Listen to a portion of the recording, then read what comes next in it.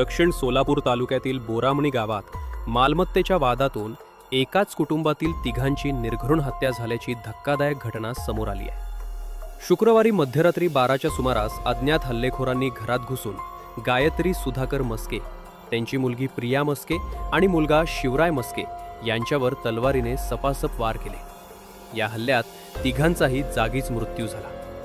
शनिवारी सकाळी घटना उघडकीस येताच परिसरात एकच खळबळ उडाली।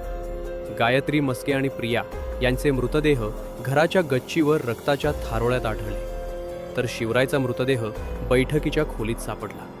मृतांची स्थिती पाहून हल्ला अत्यंत क्रूर पद्धतीने केल्याचे स्पष्ट झाले आहे। मृतांपैकी प्रिया 12वीची तर शिवराय 10वीचा विद्यार्थी होता। दोघांनी नुकत्याच बोर्डाच्या परीक्षा दिल्या होत्या। या घटनेमुळे गावात शोककळा पसरली आहे। माहिती मिळताच पोलीस पथक घटनास्थळी दाखल झाले असून तपास सुरू आहे। प्राथमिक तपासात मालमत्तेच्या वादातूनच हा प्रकार घडल्याचा संशय व्यक्त केला जात आहे।